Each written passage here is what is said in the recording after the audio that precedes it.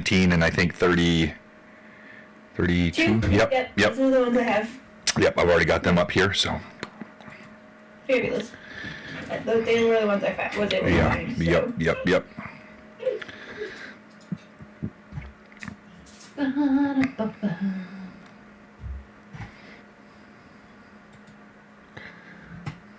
Excuse me. Wow. Oh, I burp all the time. I just kind of I either mute myself or I just burp inside my mouth. Sounds gross, but I burp too often that it can't help it. Sorry. No worries. Okay. I'm just teasing you. When you have a small child, there are worse sounds. There are much worse sounds. Yes, for sure. Just trying to be like, whoop, to eat my pasta.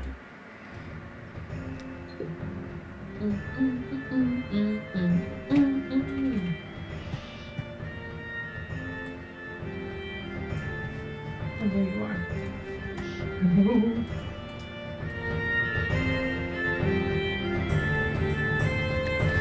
How's the audio level sound for you guys? Good. Good. Sounds good to me. Emma, let me see your outfit. What are you doing? So I have it's like a little vest thing. Is it the same vest thing I think I was? Yeah, I want it. Yeah, I like it. It's my favorite. Like a powder top and then a little lace detail on it. Ooh, I love it. Wait, I think I have that shirt. It was from Target. Yeah. I have that shirt. Wait, I'll be able to get changed. Good thing I got it.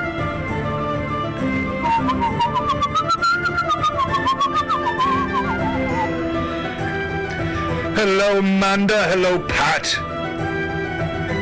Oh, he says everyone has a slight echo, but That's normal. It's something about the screen for Loremasters that has this Interesting. audio weirdness. At some point, I'll remember to check that before I go live. but it's only for some reason it's only Loremasters. It doesn't do it on Mediator. Yeah, let me look at the settings here. That's weird. Interesting. I love pasta. Pasta is so delicious. What is pasta? It's probably because it's carbs. Yeah, carbs. Good evening, Patrick Fraley, my friend. Good to see you. Oh, see, only on the startup screen. Weird. Yeah, that's what everybody's saying. I'll have to go and see what settings are different. I'm not catching it right now, but we're about to get on the regular screen anyway, so Okay. it's 5:45. Here we go. Let's kick it off. Wow. Is it? Are you listening to it now? Yeah, More hollow than an echo. More of a hollow. All right, how about now? Better? it always is. Yeah. Just make sure it's consistent with what was happened last time. Yeah. Sounds good? It sounds good once we switch Whoops. over. Riley said it was good. All right. It sounds kind of like a really old radio, like an old band radio. It's Oh, kind of that's that's really an- static That's an effect I was going for, so yeah. But that's kind of what it sounds like when it's in that pre-screen. It's like kind of crackly band radio, echo, hollow, tin-canny, that sort of sound. Could you add one more deprecating adjective to that next time? I think you only had 4 in a row. It's funny. All right, well, good evening, everyone. Welcome to Blueback's Loremaster's Arcanum episode, I believe 65, if I remember from my starting screen.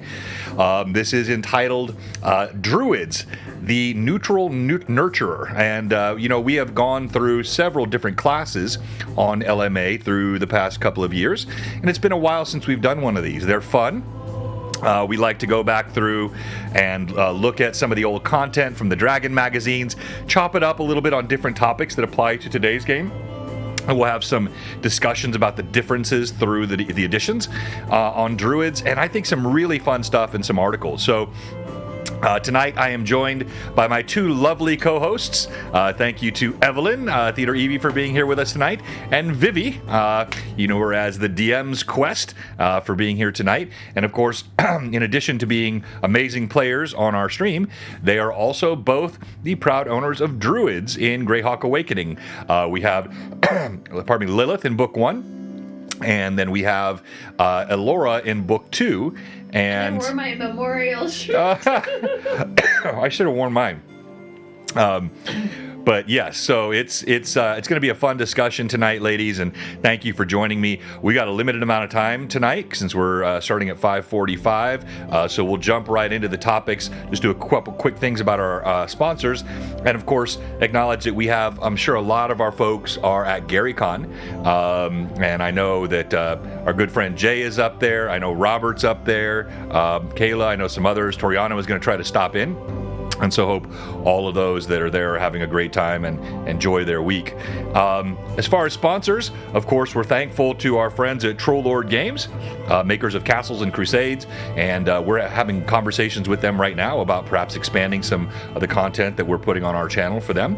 Thank you to Art of Mike Disney for all the incredible painting and the artwork that he does and the overgored prints that he gives us and the role play that he gives us. He's joined us for LMAs. And is just an all-around good guy. Plus, he and Taryn designed our super cool emotes. And if you're enjoying the emotes on the channel, you can credit them for them. Thank you so much to both of them.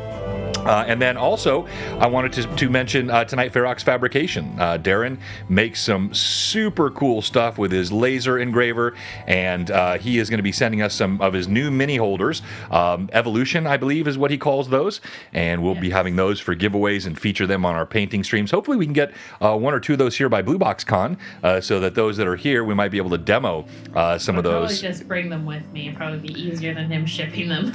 Okay, yeah, maybe we could do it that way. And then let's see here. So just going through the roster off the top of my head, of course, Cowboy Hob. Her artwork is getting tons of compliments on our streams. People come in, they see the character art, they are blown away. We'll see a piece of that character art tonight. And then Cozy Gamer Dice, maker of great dice that just seem to be absolutely magical in the hands of Evelyn. And then who am I forgetting? I'm forgetting someone. Troll Lord Games. I started Mantic Games. Mantic. I forgot Mantic. Yeah. Mantic Games, makers of Terrain Crate and Kings of War, a fantastic sponsor. Every time I send an email, they send us all kinds of great product. We've used them for several giveaways. And so on behalf of Blue Box, thank you to all of those who sponsor. And then, of course, thank you to the most important people at Blue Box. You know who you are. The Mad Chatters, consistently showing up, supporting our stream, giving us encouragement with your chat, giving us ideas and content. Hey Tim, good to see you. You know what? We may talk about that tonight. Druids, that's a fun topic because a common misconception with Druids, they are a little bit more benign, sometimes thought of. They actually can be quite feisty, as we have seen with Elora. And yeah, some of the Druidic stuff from the Celts and other cultures, it got pretty dark. And so we're going to look at that in Dragon Magazine 119 tonight.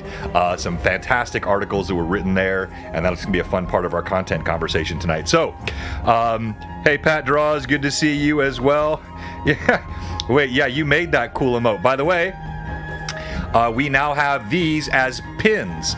So anybody that wants a Mad Chatter pin, that will be happening at Blue Box Con. Every attendee will get a Mad Chatter pin. And that's part of what we want to do with the cons each year. We're going to introduce a different pin. And so you can have your pieces of bling or whatever they call it. And so we'll be, you can know you were at that con if you had that piece of bling. So that'll be fun. Hey, Vancouver, good to see you tonight. Thanks again. Oh, no, you're welcome. You guys have a great show, and we were glad to be able to raid you. And we're just going to have a quick chat tonight about Druids. So as I get started, I'm going to pull up the first of the magazines we're going to look at. And You all know that I love this old Dragon Magazine content.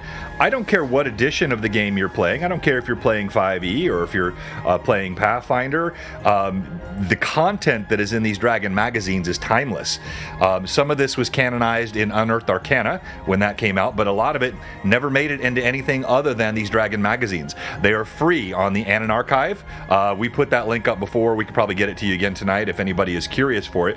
But if you're a DM or a player and you want ideas for adventures, or you want ideas for how to create your characters, these are just a fantastic place to go. And it's easy on Google. You can just go into Google and say Dragon Magazine Assassin, Dragon Magazine Druid, Dragon Magazine whatever you might want to see, Vampire, and the search engine will point you to the correct downloadable PDF, and you'll see the indexes in there, and it's a fun place to go.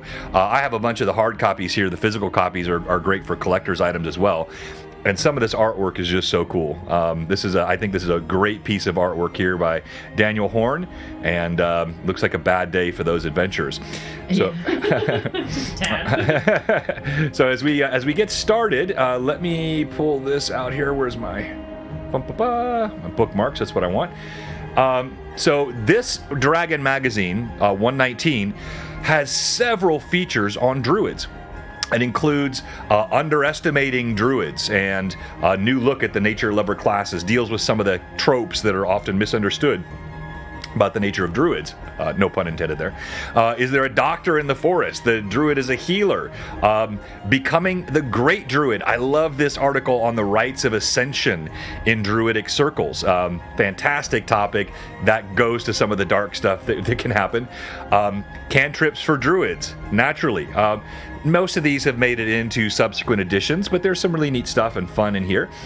So we're going to talk about this one tonight, but I actually want to lead tonight with Dragon Magazine 39. And so the Druid in Fact and Fantasy, this is an in-depth article that really goes through, I think, quite a thorough job of talking about the lore and where the sort of factual parts of Druidic history exist, and how that can then influence your game. And so I think this is a really fun place for us to start tonight.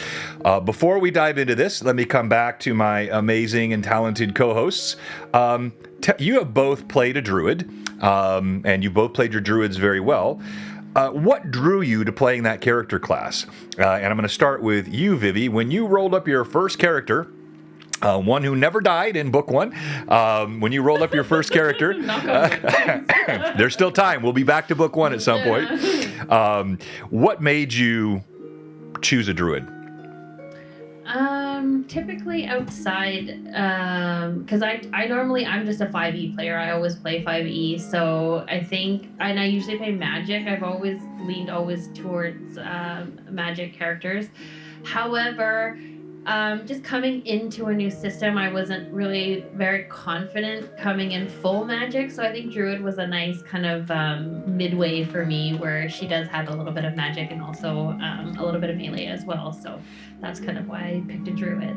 Okay, so just to take that for a bit and explore it, because that's a part of the topic we want to hit tonight. Mm-hmm. But if you want a little bit of magic and you want a little bit of melee, then the cleric might be a better suited class. They're traditionally better at melee than Druids are. Their healing can be more potent than Druids, depending, and we're gonna debunk some of that in a moment. But those are very common thoughts. So, was there anything about the nature? Did you just want the really cool owl? I've never played a cleric ever in my time. So I don't have any interest in playing a cleric. I don't know why. It's just one of those classes where I look and I'm like, man, like. I mean, maybe one day I should probably just give it a good old whirl. But I've never played cleric before, so that's why between the two, I think I just kind of liked the different aspects about Druids, nature and animals and stuff like that. Yeah. To be great. And we're seeing, of course, the Lilith artwork there. That was from Frederica Draws. And this was the mini that was painted for Lilith by Atris Miniatures. And she's got the little owl on her hand there. Fantastic job by our friend over at Atris. Let's come to you. Why did you choose to play Alora? Other than the fact that Moria died. Yeah, because I actually had played around with the Druids a couple times in some one-shots, and I've really enjoyed the experiences I had had with them in the couple times that I had got to kind of dip a toe into Druid. And so I decided, because I had kind of one as one of my backup characters for Greyhawk, that I really wanted to give it a go this time. And what really kind of pushed it for me was because this whole idea of who Allura was kind of came to me as I was trying to think of what I wanted to play, and I was like, ooh, that would be really fun. So yeah, so I went with her as my replacement for Moria. And we're so glad you did. Love her so much. Yeah, she is such a fun character. All right, well then let's come back to this article and let's look at the Druid in Fact and Fantasy. And hopefully this is large enough for you to see on your screens as well. But this article by William Fawcett, it shows maps of the Celtic world in the era of the Druid. And he notes here in the first sentence I've highlighted for you, Druids as we perceive them today are really romanticized versions of the priest-judge class of the ancient Celts, ranking immediately below the warrior aristocracy in prestige. The Druid was a vital and influential part of the Celtic culture. Now, this is a long article, and it gets very, very deep, so I'm not going to read through anywhere close to all of this. But if this is at all interesting to you, there are fantastic ideas here for character backgrounds and backstories and construction of characters. I just thought it would be fun to call out a few points on this. This one was, I think, really interesting to me. The Celtic culture, of course, was prehistoric in the sense that writing and literacy were virtually non-existent. So the Celts never really developed a written language that was universally used. As a result of this, the Druidic tradition was almost entirely oral, it notes here, and so poetry and memorization played an important part in the Druidic education. This is reflected by the inability of a Druid to use any written magical items. Now, of course, when we're looking at the Dragon magazine, we're talking about 1E here, so many of the things that we will see, as mentioned in rule sets and spells, would not be applicable per se to later versions, but the idea follows. And so I love this. I never knew this. So because of the lack of literacy, you see here in the top right hand, Druids arose within the Celtic culture, and these were called Bardoi. Separate from the priest-like Druids, the Bards were actually a distinct subgroup of Druids and received many of the same immunities and privileges. So the Bard actually, as an outgrowth of the Druid, I never really understood that. I thought that was really cool. So let me just pause there and let me start with you this time, Evelyn. Go ahead and react to your thoughts on sort of these Celtic and sub-backgrounds of the Druid, and did any of this play into your research for Allura? I mean, I looked into a lot of the actual, like what I could find as far as like the Greyhawk Tide aspects of the Druid. I didn't actually come across this article when I was doing my research for Allura, but I did go through a lot of the Greyhawk online like wiki and stuff to do my research on like the Druid clans and all that sort of stuff to try to kind of establish what she would be. But a lot of this kind of like all that information that I found kind of it seems to build off of a lot of this anyway. So, it kind of has been the what I see is the sort of traditional, like even to current day 5e D&D, kind of the traditional styling of the Druid as a class in Dungeons and Dragons as it exists is still tied a lot to this original like historical idea of what a Druid was. Yes, no, I think that's very well said. And yeah, I want to just acknowledge also one of my favorite newer Mad Chatters, not that I have favorites, but Red Hulk. Red Hulk pops in every stream and says, John is right. That is a fantastic way to ingratiate yourself in this community. How do we, John? No, that's right. So, Vivi, talk to us about your extensive research into Celtic lore and history when you created Lilith. Not to go there. It was more, again, just more focused on Greyhawk and like the Grugak druids and stuff like that, or Rugak elves, Yeah. sorry, Uh-huh. and their kind of background and stuff like that. That is interesting about the written word and stuff like that in Orly. So you say that that's more for 1E. So does that then carry on to like 3rd and stuff like that, or how does that work? Have you seen anything that says the same thing, like that? Because that's the first I've ever heard of like druids and not having like written word and just kind of more oral stuff. So Right. So Interesting to it's a really good question, and so I would say what we want to do here is make a distinction between the game world and the edition, right? So. Yeah. I could be playing 1E, but the history of bards, this is the literal history of bards on Earth, right? So this then as the source of inspiration. But if you're playing in Greyhawk, there could be a different sort of tradition for druids. If you're playing in Mystara, or if you're playing in the Forgotten Realms, or you got a custom game world, you could choose to make druids incredible lore keepers. But this idea of sort of where the origin of the druid came from, and I think this is really going to drive home in a moment when we talk about why they are true neutral in the original gaming systems. They have dropped that in 5e because 5e has basically scrapped all alignment limitations, which is one of the things I despise most about the 5th edition. There's a purpose and a reason behind these, and when everything is the same, nothing is distinct, and I cannot stand that homogeny of just lack of real distinction in these classes, and we'll talk more about that. I might have said that kind of strongly, but I think you know what I mean. I mean, it would be interesting to make a druid that doesn't have any written lore consistently tell lore incorrectly. Exactly. Yeah. I mean, that would be a good. No, and like if you're going there like that's not how that was, it's like, well, you guys can take my word I love. That's in my oral history, man. Like, So, but you just gotta take my word for it. yeah. you just got, if you're a Mad Chat, you just got a great character idea for your next D&D PC. That would be a blast. Now, honestly, that's such a great idea for someone like Lilith as a Grugak, which is a very wild elf, very unlikely, especially as a druid, to have any sort of strong written tradition, and that oral piece, that oral lore.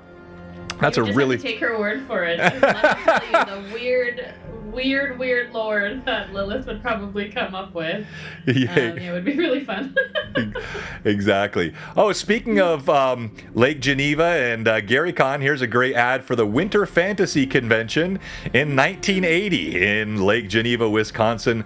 I love, as I've said before, looking at all this old stuff. So you got to skip down here to page 31, I believe it is, to get to the rest of this article. And so it shows sort of where the rounded and squared temples were in traditional Romano-Celtic Druidic world. And I'm going to skip down here to the role of the Druid in society. This is fascinating. I always thought that the neutral alignment for the Druid was really just intended to demonstrate that respect for nature, which nature in and of itself we don't think of as good or evil. It is a sort of a, by definition, neutral thing, but there's much more to it than that. So the most important role the Druid played in the Celtic society was as a mediator of disputes. Ever Mysterious Tim actually mentioned this in the chat a few moments ago.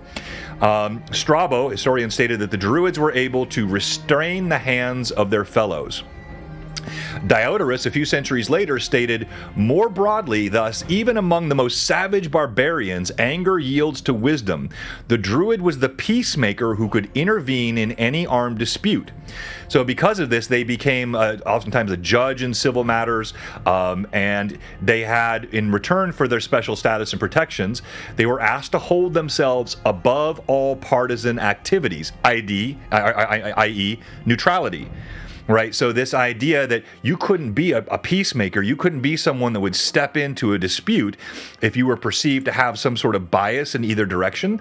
And so when Gygax and Arneson started writing the rule sets, they chose to interpret this as a true neutral alignment influence that kind of goes alongside with the nature piece. Probably everybody on the chat's going, yeah, John, duh, we knew that. I had no idea until I read this article. I thought that was so cool. Why don't you rack first this time, Vivi? I mean, it makes sense. Like, it's just something that makes sense.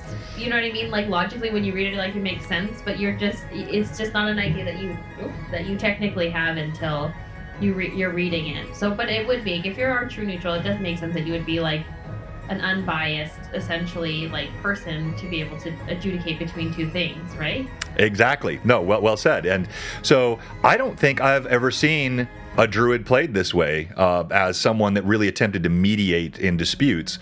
I think it's another fascinating arc for the druid. Now, you made the confession earlier, Vivi, you've never played a cleric. No. I think this is the only class I've never played in my 40 years of D&D. I've never played a druid. You've never played a druid? For some reason, it just never appealed to me. So see, that's the same thing. It's just I don't know why. Like I never think that like I'm gonna play a cleric. I have no idea why, and I should give it a fair shake, but I just don't know. I don't know why. Yeah. So Evelyn, there's Evelyn thinking. Like, Evelyn, so clerics. Let's come up with a quick poll. This will be fun to get our audience's thoughts. Which D&D class have you never played? And let's list druid.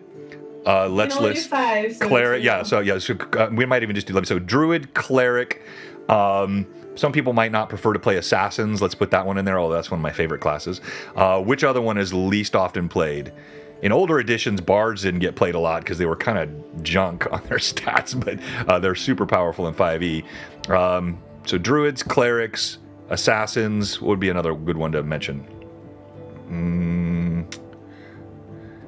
Fighter, because it's pretty basic, maybe. People maybe think that it's basic. Let's put it in there. So far, you're 0 for 3, Amanda. Yeah, let's put those 4 in there. Fighter being too basic, although I think most... Do you think entry level people? Yeah, especially, yeah. I think. Do you know what's so odd? Because when I first played, my first ever character for D&D was a sorcerer, and they specifically told me don't do magic for your first character because it can be very overwhelming. And I was like, I'll be damned if I don't play a sorcerer. And I'm sure you killed it. So, your first ever character. Yeah, I believe, if I remember correctly, my first ever character was a dwarven fighter by the name of Grim. And nice. I tried. That was like my first and only effort at drawing character art. I realized at that point that was not in my skill set. But yeah. Yeah, I've never played a fighter before. I've never played. Wow. I've always I've gone from cleric to sorcerer to cleric to. Was cleric your first one too, Evelyn? Mm-hmm. Oh, what was it? It was an elven cleric who died immediately to a horde of zombies. Was ripped apart in the first encounter. Oh wow! First night. And then I rolled up a sorcerer like right after that, and finished the rest of that session as a sorcerer. Wow. Yeah. So pop your response up in the upper right hand corner, please, Mad Chatters, and let us know if there are any of these classes you've never played. If you don't respond, I'm assuming you've played all of these, as Tim said he has. And then also pop in the chat if you remember what was your first character. So I believe Amanda said it was a tiefling rogue. Nice. Wizards get love. Everybody loves a wizard, Red Hulk. I've never played a wizard before either. I haven't played a wizard either. Maybe we should have put that one up there. So far as I would have expected, the cleric is in the lead. Sorry. Druid. Oh yeah. So mine was a half-elf sorcerer named Octavia, and she's still currently alive. So I love it. Hey, so when can I feel like this is a predecessor of why Evelyn always has backup characters. Hey, It's her very first. She's scored her very first like D&D. That's right. Well, hey, come prepared. Hey, Vivi, what do you say you bring Octavia into a one shot over here at Blue Box, please? I mean, sure, if you want to. I love her to bits. She's also super... I mean, I don't know if this is just me, but I always have my characters have, like, a really weird quirk. No, that's it. Not say no. She does not ever accept the first bargain, and she's lost a lot of deals because she just keeps haggling, like, no end. But yeah, I love her to bits. I love still alive too. I love it. Pat Draw played an assassin first. I know you like that class. I think you've been playing that in Nice. FNC. Human fighter. Somebody said human fighter and human ranger. Roger. Keith said human fighter, and then second was a human ranger. Okay. Very cool. Moose said magic user got killed walking to the keep in the Borderlands. He never got to say a word. Oh, that's awful. Your character dies before speaking. Yeah. There. Yeah. Very true. Red Hulk played a rogue. He got to hit on Mario once and then he died. Accurate. Red Hulk played a rogue. Scott likes playing monks. Very cool. All right. So, Evelyn, any other thoughts you have on this idea of the Druid as a neutral, peacemaker / mediator in disputes? Well, it makes a lot of sense. Like BB said, if you're the one who's going to be the most balanced, that's not going to have bias one way or the other, it's logical to go to the person who's going to just fairly hear out either option, because then they can be like, well, this one is clearly the better case that is being made here, or, let's find the common ground between these 2 points. Yes. So, I mean, yeah, you're gonna find that person who can do that sort of thing. Exactly. Hey, Bill the Master Crafter, good to see you in. Did you happen to see us use your terrain on Sunday in our Rune Lords game? I used that glorious obelisk surrounded by the vineyards and the cornfields and whatnot on the second half of our Rune Lord stream Sunday. I've still got it sitting here on the table. I switch to it later, but lots of comments that came in from the viewers, just how amazing that terrain was. Just thank you again so much, and just know, Bill, don't let Jay keep you chained to his stuff. You can always send me more terrain, my friend, and I promise you I'll pay better than Jay does. All right, Jay doesn't pay at all. So, all right, so here we go. Declaration of Peace, a new druidic ability. Now, again, this was new in 1E. I've never seen this adopted in any gaming system. It could be a bit overpowered, but I thought it was kind of fun to look at. So, this was something that happened all the time, Vivi, back in this day. Of course, the gaming system was new. You didn't have multiple editions yet, so this is still in the sort of the 1E time frame. And it was a heady time where you would have new classes, new spells, new abilities, new monsters coming in this weekly or monthly periodical called the Dragon Magazine. So when you got that Dragon Mag, you weren't just getting articles and stuff. You never knew when there might be a new class or something else that was then effectively canon, because it was published by TSR, and you could implement that in your game. So in this one, the Druid had the ability to make a declaration of peace. The declaration had a 10% plus 5% per level. So like at second level, it would be a 20% chance of causing all armed combat to cease for 2 rounds per level of the Druid. Now, this would not stop a humanoid who's in combat with a non-humanoid. So if the bugbears are, munching on an elf, it's not going to work. But if you got like two human groups fighting, or the way I read this anyway, 2 humanoid groups fighting, the Druid has that's a crazy. There's no cap on that too. Yeah. That's right. Insane. Yeah, I think so. Like at 5th level, they've got a 35% chance of stopping combat. Like that's pretty. Stop. Yeah. Stop. This might have been a reaction to early feelings that the Druid was underpowered. I don't know, but I just thought that was pretty fun. I could see taking some element of this and putting this in my game. I would definitely change the metrics and the sort of the balance of it, but I like the idea of, again, formalizing this Druid's ability to mediate and to sort of find solutions to combat as a result of their true neutrality. So back to the chat. Back in my day, we didn't have those fancy hardcover books. We had the Dragon magazine, and we liked it. Exactly. What a fun time to be playing a game system where like every week you could be finding something new and finding out something new, to add to your game or whatever. That's super cool. Like we wait like so long now. Like yes. We have access to a lot of information. However, like usually when new things come out, it's not as frequent. So it would be so interesting to be, having things trickling in through like weekly. Yes, no, it was a really fun time. Now, the flip side is we have a deluge of content out there, but I think that's why it's fun to go back to these old things, because I can find something new to me I'd never read this before, or if I did, I forgot it. And so now I can pull something out and I can put that on my table in my game. So I thought that was pretty fun. Yeah, Bill, you're dead on. So we're gonna. What did I miss? So old, we only have the oral tradition, like.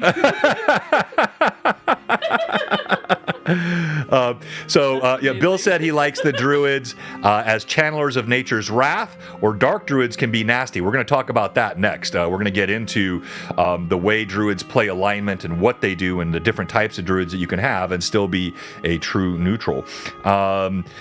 All right, so Pat said Druids could be negotiators or ambassadors. Yeah, that's exactly right. Didn't stop the toss of a pally. All right, so Druidic religions, to Bill's point here, had darker aspects also.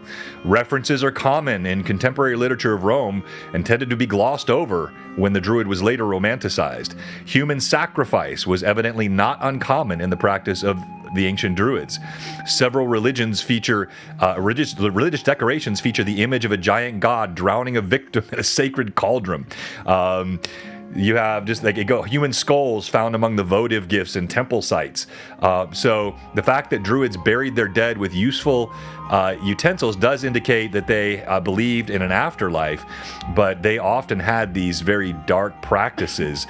So there's another great character idea.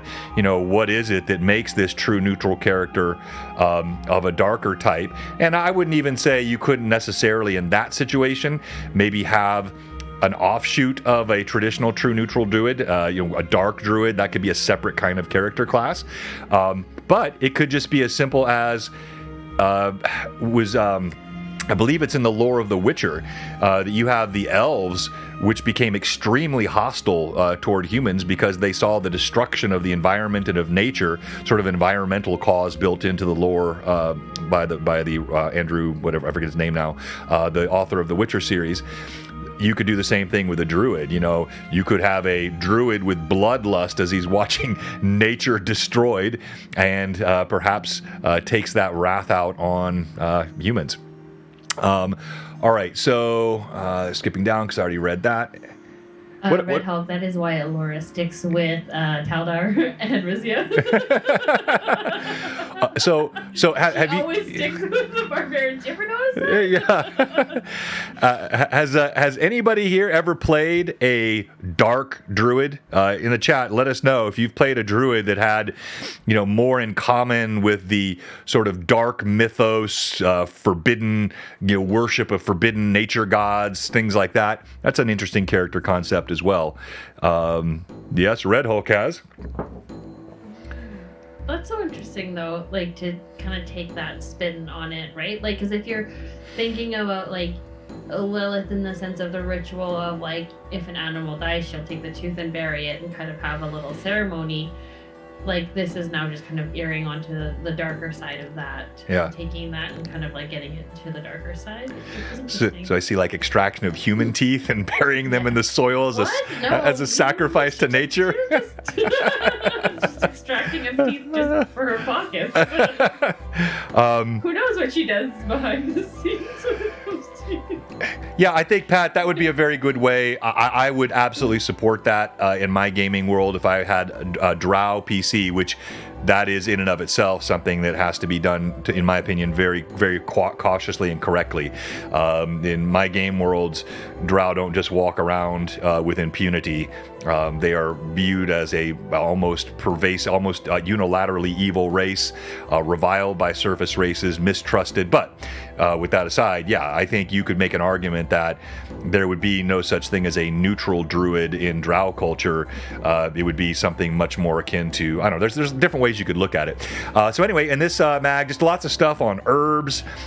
You could spend a lot of time going through all of their suggestions on herbs and whatnot. So just a really, really cool article on the history, the lore, the background of where Druids came from, and then how you can sort of apply that to your creation of your character in current games. So I'm going to pause right there for a moment, see if there's anything in the chat, any questions people want to pop in before we switch over to 119 and talk about some of the more practical elements of playing Druids rather than the more sort of lore and philosophical ones we've just discussed. Looking in the chat here. Hello, Jerry. Good to see you as well. Toriano, glad you popped in. Thank you very much for popping those Dragon Magazine links in the chat there, Evelyn. Vancouver by Night said you could have the coins. The adventures get to be mimic eggs. The Dark Druid is a cheat for having an evil Druid, in my opinion. Yeah, I think that's right, and that would be to me a very DM and gaming world specific thing. If I had that class, there would be a lot that would be different than a Druid, a true Druid. But I could see that argument being made. Pat said, people's belief that Druids can not function underground is not correct. We're going to talk about that next. You guys are awesome. You are hitting all the correct topics in the chat.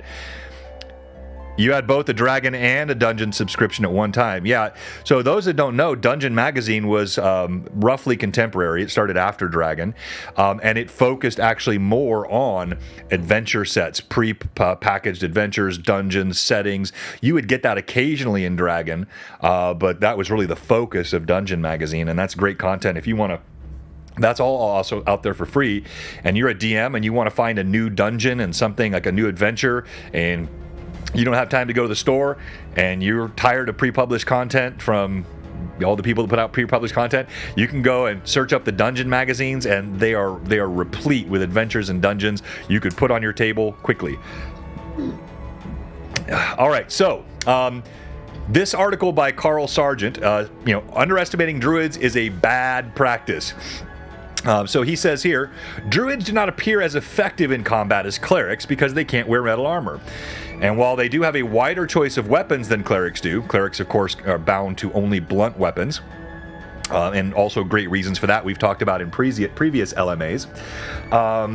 Their weapon choices are somewhat weaker. Another problem is that Druids gain new weapon proficiencies more slowly than clerics, and the weapons that they can become proficient in are rather ineffective if the DM plays the weapon type versus the variable AC adjustment in determining the hit rolls. Now again, this is going to vary a lot by gaming system, so I don't want to focus too much on that.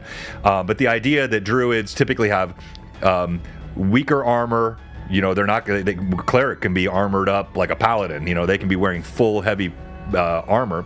Druids aren't going to do that, and the weapon choices are weaker. So and as these points then make it feel like the Druid is an alternative to the cleric, like not really a class unto itself. This was also hit with the cliche that was mentioned earlier by, I think it was Pat that said this, they're no good in dungeons. And we're gonna show you why that's not true tonight. But yeah, you think, well, the Druids they're made for above ground adventuring and forests, and they can do a lot more than that in their combat. So, as Tim said, mold our plants too. Mold our plants too. Fungi our plants too. Yes. So, Vivi, for you, in Greyhawk Awakening Book 1. We had a lot of overground adventuring, a lot, mountains, and heck, you guys even spent an episode in the desert in our charity one-shot down in the Sea of Dust. But most of the time it was the grasslands, the forests around Verbabonk that you adventured in. But there was also a lot of times that you guys were in dungeons, you were in underground locations, ruins. Did you ever feel like you were less effective when you got underground than you were when you were above ground? I don't think so, because I think in a lot of those situations where I was in the desert and in the dungeon, I used more of my wild shape came more into effect than necessarily other things. I also have an issue, not an issue, but I don't know what the word I'm looking for is, but people are talking about entangle and the entanglement spell. I have, it's a hard spell for me because I feel like it kind of hinders your group depending on what's going on. Because if you entangle somebody, then, therefore, if you have up close melee players, then they aren't able to kind of get up there and attack too without getting caught.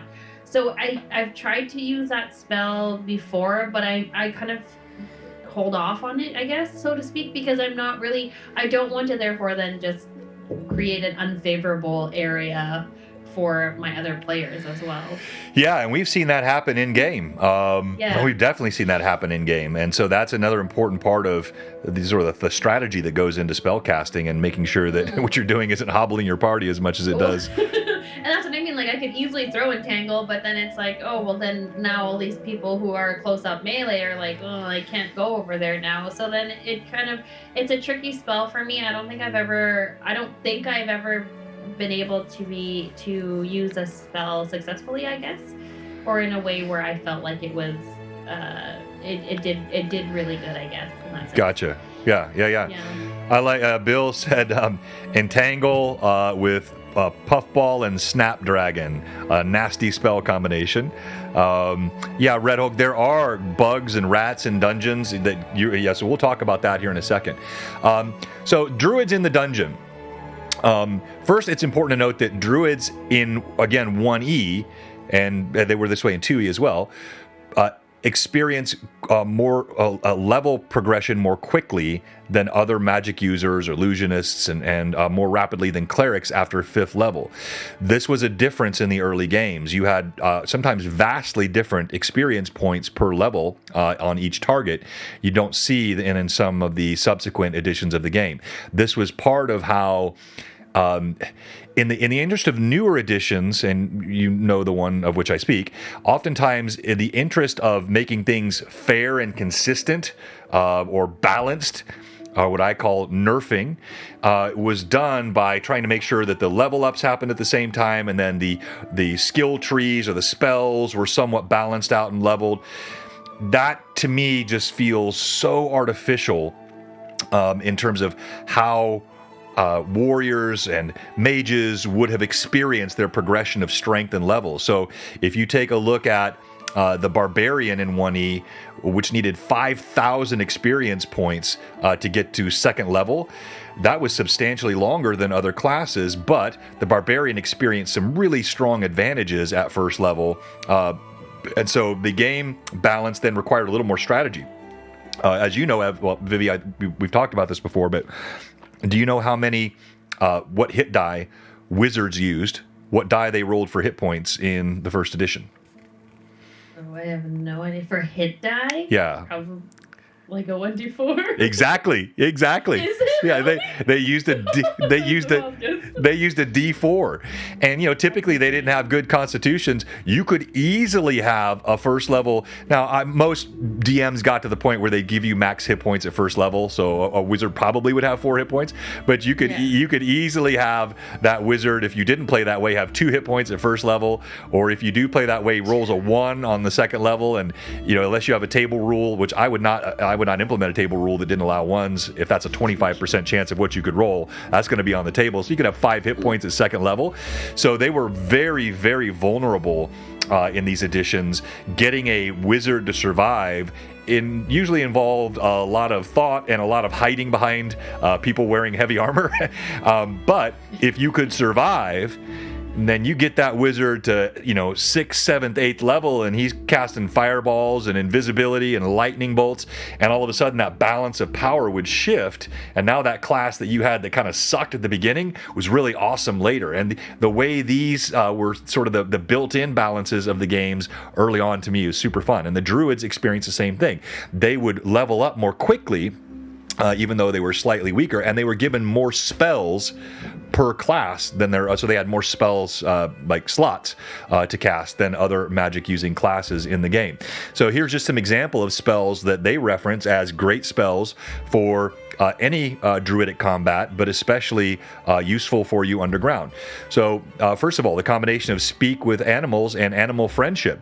With these 2 spells, the Druid could have an animal pet which has a moderate repertoire of tricks. Furthermore, this pet could have up to 2 hit dice. So let's consider for such a trained animal in combat, like a war dog. A war dog, it goes through AC things, which they were Thaco based and wouldn't make sense here. But the point is, immediately now that levels up the Druid. If I have used my Druidic capabilities to attract an animal companion that is now helping me in combat, that's an NPC that's with me. Did Lilith ever do that? Not yet. She's not found the right one. Vivi, any thoughts you have on this? Me or Evelyn? I'm sorry, Evelyn. Yeah, sorry. You got all V's in the names. It's just confusing. I mean, we're basically the same person. We accepted it now, so it's just like.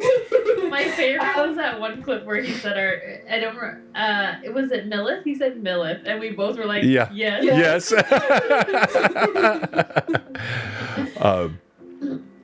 Anything else, Evelyn? I mean, those like the extra little things that like makes a druid like a unique class. And having those things like being able to summon animals, and I mean, like there's similar, that we have a similar thing with like we can summon a swarm of small animals, which I know Lilith actually used several times when we were underground with bats. Yes. She liked her bats. But yeah, so like there's, I think there's a lot of cool spells, and there's interesting ways we can use them, depending on, because there's always creative spell use no matter what class you play. But that's right. Druids have such cool things that they can do, and if you can think of really creative ways to use them, they'll always pay off. Yeah. No, I like that. And so Pat said in the chat, I like this, try using a halfling druid with a large war dog as a mount.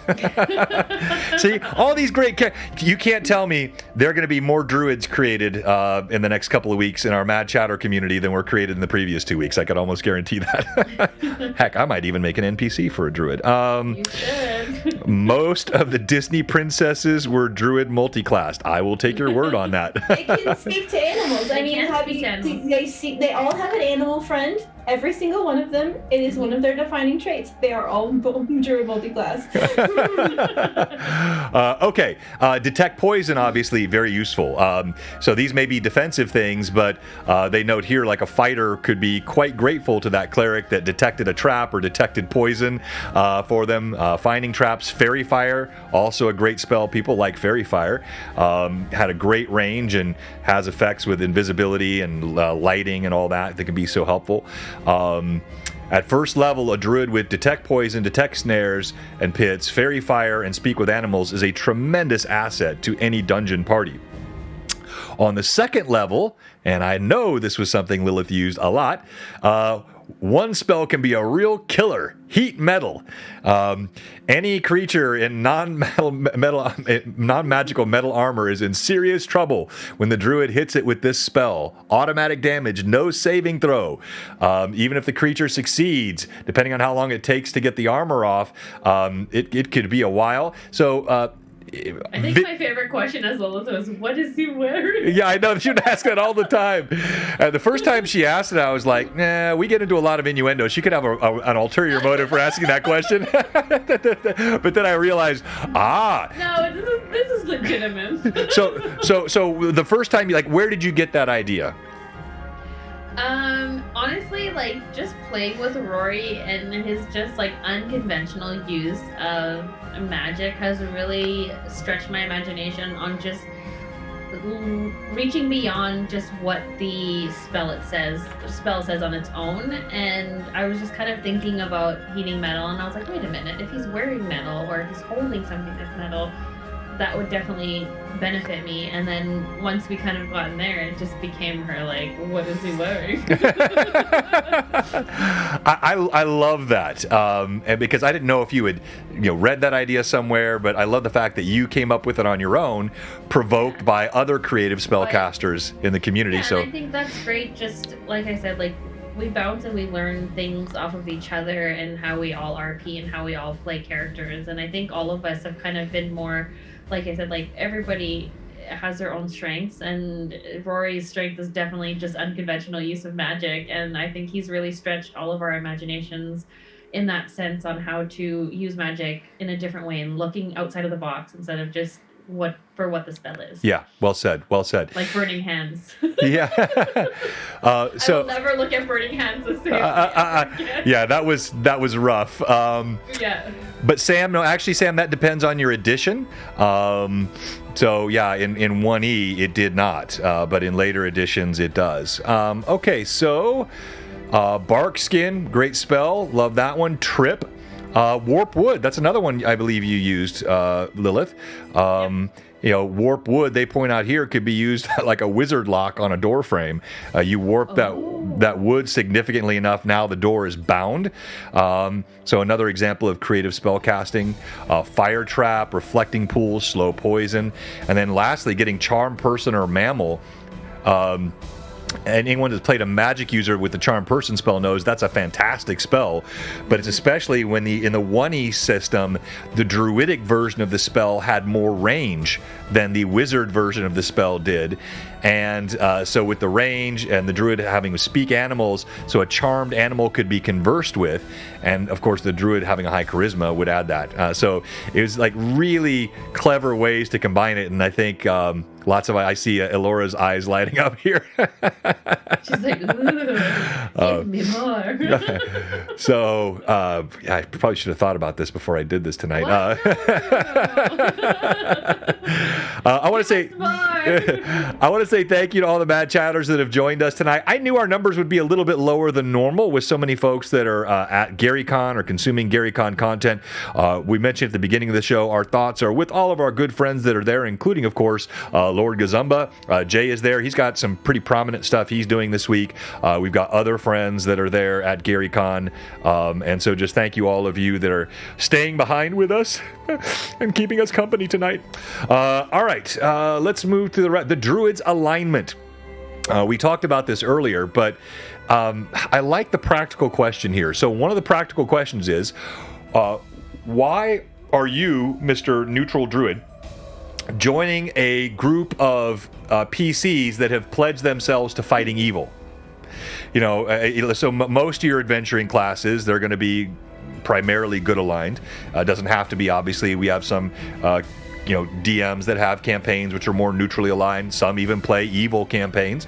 I don't personally do that, but I've had evil characters in my campaign, but typically the evil character in the campaign was unknown to be evil by the rest of the party, and that creates a neat sort of character arc until somebody gets detect evil. But so the question is, why then do neutral druids join adventuring parties that are sort of more committed to traditional evil slaying tasks and ideas? So the Player's Handbook, this is the original Player's Handbook, stated that good and evil, law and chaos as balancing forces of nature which are necessary for the continuation of all things. So thus, if the Druid really believes that serious problems arise, it's still possible to look at the Druidic beliefs in a different way. So what may be of supreme importance with balance, as progression of seasons exemplifies, balance by law and chaos, like growth and stagnation, birth and death.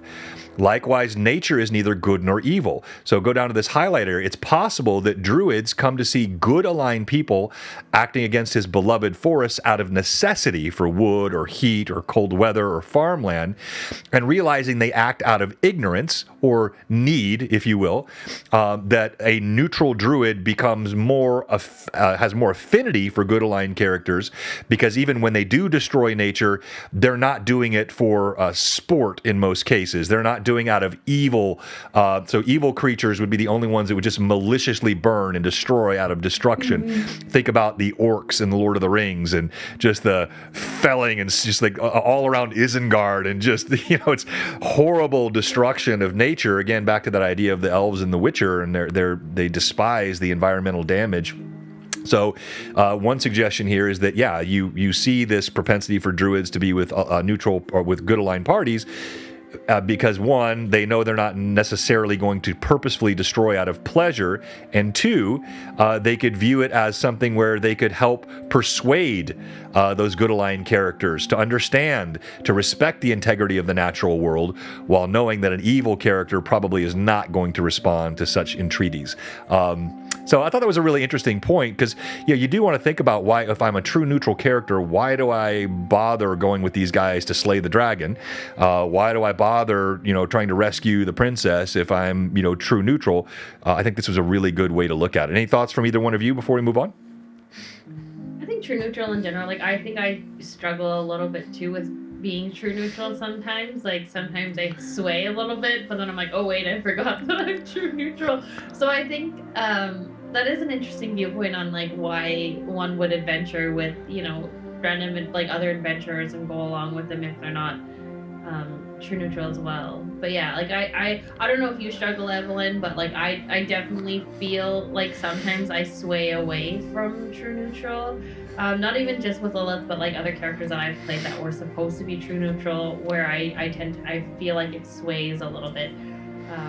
I kind of have a hard time staying on that true neutral path because Vivi does not, you know what I mean? Yeah. Isn't necessarily thinking on that true neutral path, and I have to remind myself that it's not me, it's my character. I think for Alora, one of the major things that's helped me is because of where we've started off.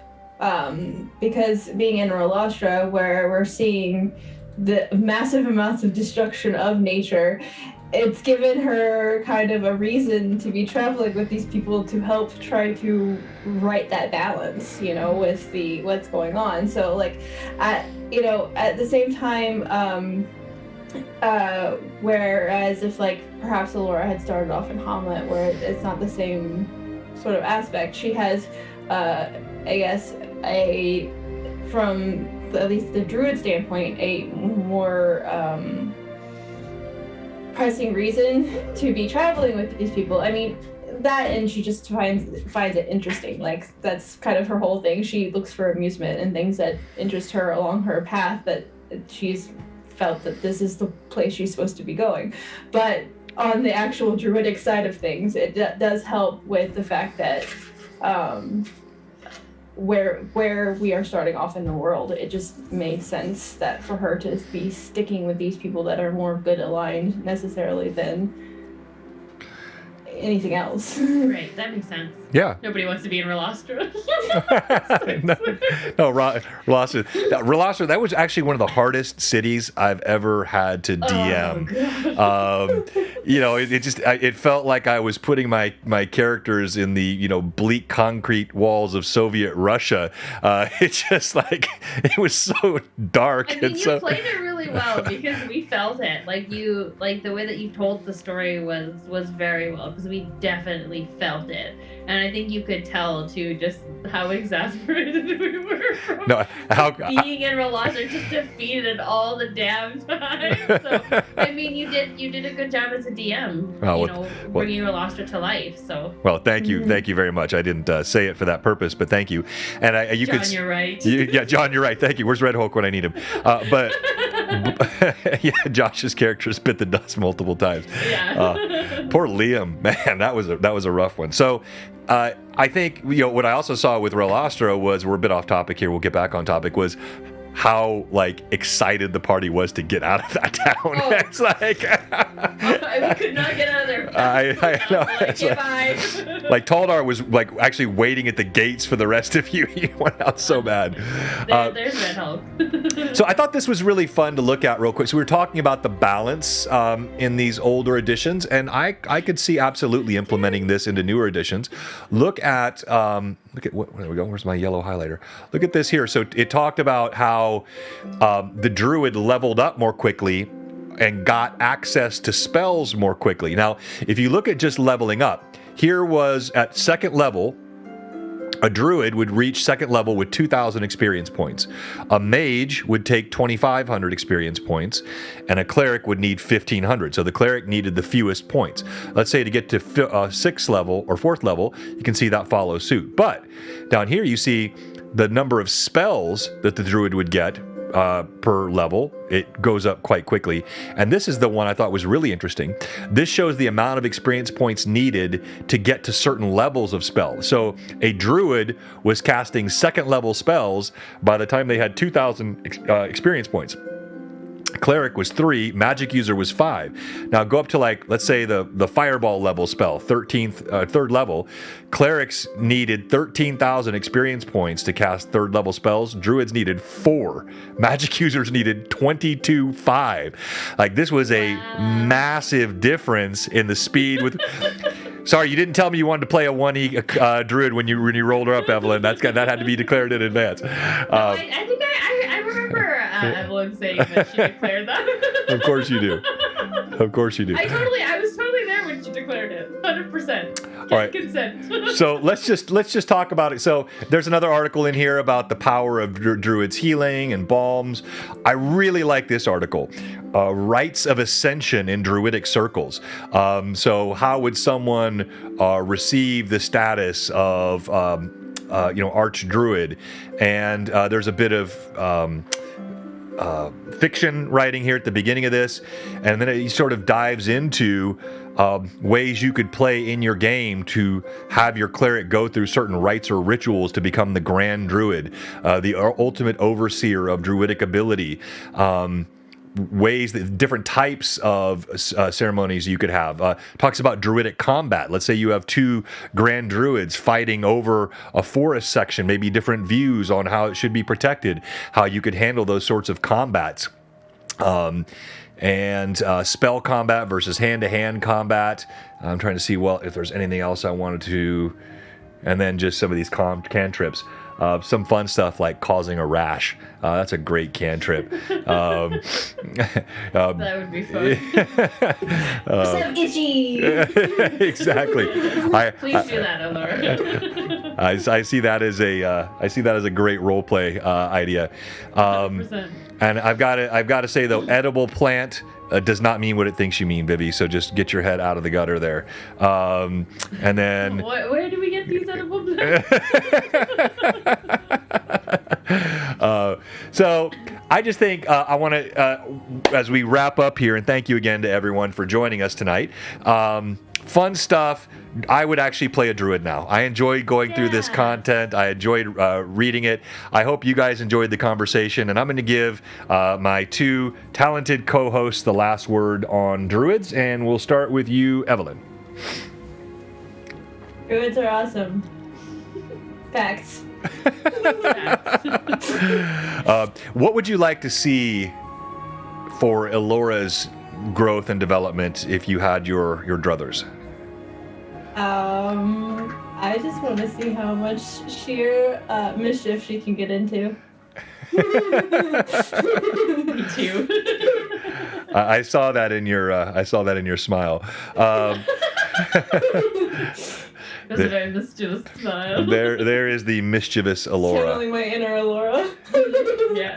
Absolutely fantastic character art from Cowboy Hob, rather. Thank you so much, Cowboy Hob.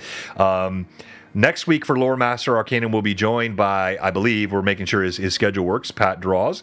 He's going to come on with us and talk about how he does such quick fan art. You know, he'll watch something in stream and then he'll be posting like cool fan art within minutes in our Discord. It's had a really fun element to it. So we have, I think, just off the top of my head, and I'm going to forget others, but I mentioned fan art. So you have Pat Draws, the most prolific creator of fan art on our channel, always posting.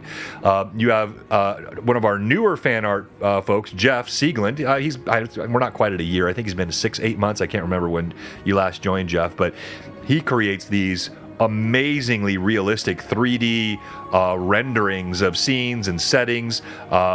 He's done a lot for Friday Night Crusades, and he's done some stuff for Rune Lords as well.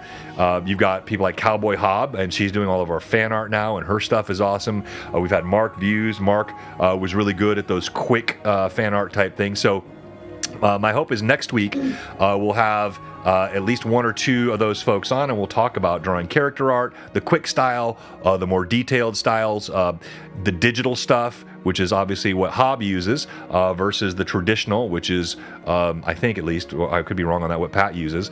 And so that should be a fun LMA next week.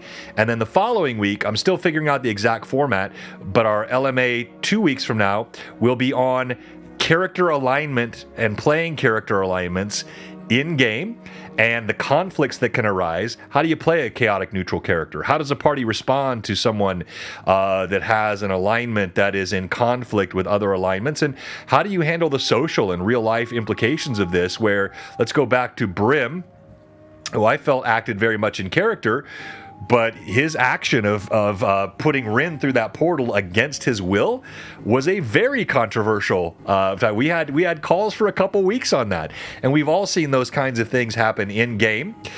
So I think we're gonna dive into some of those pseudo controversial topics 2 weeks from now. That'll be fun. On Sunday we'll be back with our Rune Lords campaign, and the party is now heading into the final chapters as they're back in Sandpoint. They have just felled a really nasty looking creature that had psionic abilities. First one that they've ever encountered. Really, first psionic I've encountered or played in my games in a while. And it turned out to be a very difficult combat, but they did a great job. Sorry, what did Terry say? You throw them through a portal. Just saying, petition to have yes, she already knows. Petition to have a one shot with Alora, Lilith, and Rin, where they're all together. I mean, like, that is going to be the most chaotic but amazing one shot. Tell me that's not going to be. Okay, see, look, yes. See, monsters. Honestly, like, I'm telling you. All right, we'll make it happen. We'll figure out a time and we'll make it happen. I like that idea. All right, so Vivi, your last word. I think that's it. That's all my last words. I love druids. Druids are awesome. Just in the sense of having to be able to wild shape and talk to animals, talk to trees. Like, I think the touching back on what Evelyn said earlier, it's based on your imagination and like how you use your magic and how you use your druidic abilities, right? Like, Alora sits there and she talks to trees all the time, and she has this amazing aura that is so like calm yet creepy yet like just you can't really figure her out, but you know she's just I love her to bits. Like, she's just absolute, like, no offense, I'm sad that Moria died, however in Moria's death we get Alora and she's amazing. And I love Moria. That was the only thing that salved the wound, was how much I loved Alora as a PC. Kudos to you. All right, so we're gonna get ready to raid Jay here. He's joining us live from GaryCon, and he said the Wi-Fi there sucked. Pardon me, excuse me. Wow. He said you were well brought up. he really hates the Wi-Fi. I was just trying to accentuate that. But yeah, we're gonna raid Jay, and we're gonna say thank you to all of you for being with us tonight, and hope you have a good night. We'll see you Sunday for our Rune Lords campaign. And I hadn't had a giggle fit in a while. Now I know how to do it, Vivi. Especially because Vivi burped at the beginning of the stream, right when we first went live, and I teased her for it. So that was Druidic karma. It just came right back on me. All right, everybody, have a great night. Love from your friends at Blue Box. We'll see you Sunday. Hang around and check out Jay live from GaryCon. Make sure it kicked off. Ta-da! It did.